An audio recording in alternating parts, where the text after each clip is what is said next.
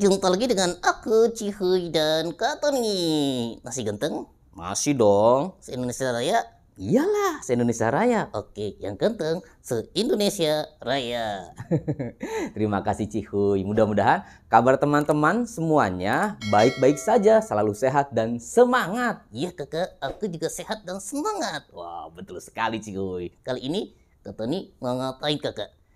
Kak Tony kali ini akan membahas tentang buku cerita. Wah, buku cerita? Iya, jadi ada beberapa ragam buku cerita. Nah, nanti Kak Tony akan membahas apa saja sih buku cerita itu, jenisnya tuh apa aja. Oh, gitu kakak. Emang ada jenisnya? Iya. Ya, coba jelaskan dong kakak. Nah, nggak bisa dijelasin karena Kak Tony harus ngambil bukunya dulu Cihuy. Ya udah ambil, nanti aku ngobrol dulu sama teman-teman semuanya. Kak Tony nggak bisa karena kan Kak Tony harus menjelaskan bukunya, harus pegang dengan dua tangan Cihuy. Oh, ya udah pegang aja kanan sama kiri. Ya, ini kan tangan kiri Kak Tony. Ya kanan? Lah, tangan kanan Kak Tony, kamu tahu sendirilah. Ayolah, tolong kerjasamanya. Lah terus aku harus ngapain kakak? Ya kamu di situ dulu. Di situ? Iya, Di atas pohon lagi? iya. Kamu lihat dulu dari situ. Nanti Kak Tony mau jelasin tentang buku-buku cerita. Oh, oke kakak. Caranya aku lompat. Gak usah lompat, kamu menghilang aja celing gitu. Oh iya, aku bisa menghilang ya kakak. Iya, coba tunjukin ke teman-teman kalau kamu bisa menghilang. Oke, hitungan ketiga. Hitungan ketiga Cihuy akan menghilang. Siap-siap ya. Iya, siap-siap. 1. Yang itu Kak Tony apa kamu? Oh, Kak Tony. Iya, Kak Tony yang hitung. Oke, kan aku ngilang ya? Iya, kamu hilang. Jadi Kak Tony ngitung. Tugasnya kamu ngilang aja. Oke. Ayo kak, hitung. Oke, sekarang Kak Tony hitung ya. Sampai tiga aja ya. Iya, sampai 3. Jangan 5. Iya, enggak, sampai 3 aja. Ayo kakak hitung. Iya, ini lagi mau ngitung. Oke. Aku siap-siap ya kakak. Iya, siap-siap dulu. 1, 2, 3. Hilang. Cihuynya sudah menghilang sebentar dulu. Kak Tony akan membahas tentang buku cerita. Ada beberapa ragam buku cerita yang akan Kak Tony sampaikan di sini. Tapi sebelumnya, boleh dong teman-teman untuk klik like konten ini dan subscribe channel ini. Serta boleh silakan tulis kolom komentar di kolom komentar apapun itu. Boleh pertanyaan, boleh diskusi, boleh sharing, dan lain sebagainya. Agar channel ini semakin berkembang dan konten-kontennya semakin bermanfaat untuk siapapun yang menontonnya. Sesuai janji saya di depan tadi bahwasanya saya akan menjelaskan tentang buku cerita. Ada berapa sih jenis buku cerita? Sejauh pengamatan saya melihat bahwasanya ada 3 jenis buku cerita. Ada 3 jenis buku untuk mendongeng. Yang pertama adalah buku cerita yang dibuat sebagai referensi bercerita. Kemudian yang kedua adalah buku cerita yang dibuat sebagai alat peraga untuk bercerita. Alat peraga untuk mendongeng. Kemudian yang ketiga adalah buku cerita yang dibuat sebagai referensi bercerita, sebagai referensi mendongeng, sekaligus sebagai alat peraga untuk mendongeng. Perbedaannya apa? Akan saya jelaskan. Yang pertama, buku cerita sebagai referensi bercerita. Ciri pertamanya biasanya dalam satu buku itu ada banyak cerita di dalamnya. Seperti buku yang ditulis oleh Kak Awam, ada 20 cerita di dalamnya. Itu ciri pertamanya, biasanya satu buku terdiri dari banyak cerita. Kemudian ciri berikutnya adalah biasanya ilustrasinya lebih sedikit ketimbang dari tulisannya. Kita bisa lihat tulisannya lebih banyak ketimbang ilustrasinya, lebih banyak ketimbang gambarnya. Dan ini buku cerita yang ditulis sebagai referensi bercerita, bisa digunakan oleh pendongeng, guru, orang tua, atau siapapun yang ingin bercerita, ingin mendongeng kepada anak-anak. Dan ada juga yang modelnya seperti ini teman-teman.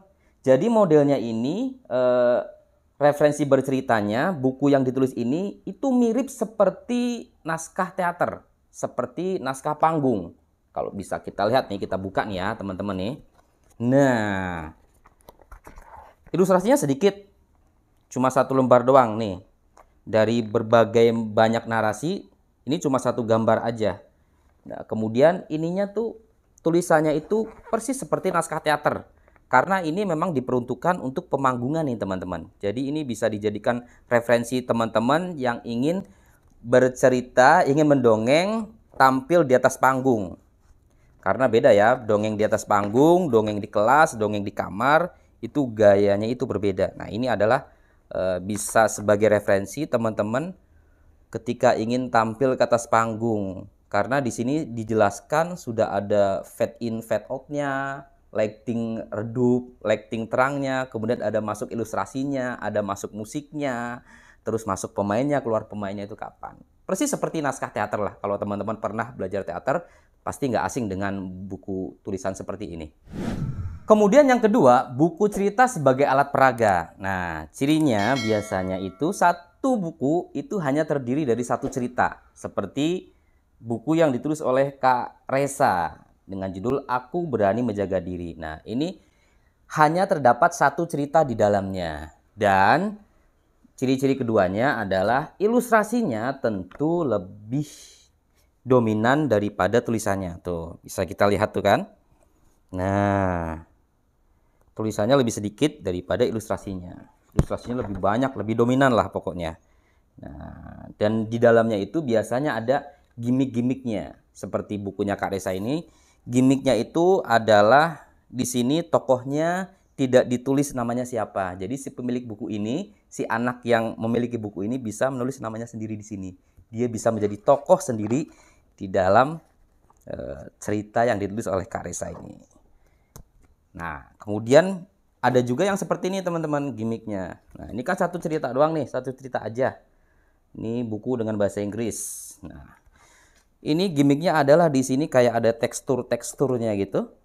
Ada apa namanya, semacam kayak pop up tapi tidak terlalu menonjol. Di sini tidak nonjol-nonjol banget, cuma seperti kelihatan kayak 3 dimensi gitu. Nah, ini jadi tulisannya lebih sedikit. Nah, ilustrasinya lebih dominan dan ada gimmicknya. Jadi anak-anak bisa nyentuh, bisa sambil meraba-raba. Kemudian jenis yang ketiga adalah buku cerita sebagai referensi bercerita sekaligus sebagai alat peraga. Nah, jadi ciri-cirinya adalah penggabungan dari keduanya tuh, dari buku cerita yang referensi sama buku cerita sebagai alat peraga. Di dalam bukunya ini terdapat banyak cerita dan di dalamnya juga ilustrasinya itu lebih dominan. Nah, ini buku bahasa Inggris, Treasury of Aesop's Fables. Nah, ini kumpulan-kumpulan cerita yang ditulis oleh Aesop. Nah, nih teman-teman bisa lihat di sini semuanya. Ilustrasinya dominan. Tulisannya ya sedang-sedang aja sih, nggak begitu banyak, nggak begitu sedikit, cukup lah. Dan di dalamnya itu terdiri dari banyak cerita. Jadi dari kumpulan-kumpulan ceritanya Aesop ini dikumpulin dalam satu buku, dan bukunya ini bisa jadi referensi bercerita sekaligus jadi alat peraga. Nah, ini ada banyak cerita nih daftarnya di sini. Kira-kira ada berapa ya kalau saya hitung? Ada 20-an lebih kayaknya, ada sekitar 20. Nah, tuh lihat tuh. Jadi, ciri-cirinya adalah gabungan dari keduanya. Isinya ada banyak cerita dan ilustrasinya lebih dominan di dalamnya. Mungkin ada yang bertanya, loh Kak Tony, apakah buku sebagai referensi bercerita itu tidak bisa dijadikan sebagai alat peraga? Jawabannya adalah bisa, sangat bisa sekali. Karena alat peraga itu bisa dengan apapun. Bisa dengan buku, bisa dengan pintu, bisa dengan tongkat, bisa dengan tali, dan bisa dengan apapun. Tapi ada kaidah-kaidah tersendiri untuk memainkannya menjadi sebagai alat peraga. Terus kemudian ada pertanyaan lagi, loh Kak Tony, kalau buku sebagai alat peraga apakah tidak bisa dijadikan referensi bercerita? Bisa sekali. Kalau misalkan ini dijadikan referensi bercerita, semua buku bisa dijadikan referensi bercerita. Hanya saja di sini saya ingin menjelaskan bahwasanya ada 3 tipe buku cerita. Yang pertama adalah buku cerita sebagai referensi bercerita.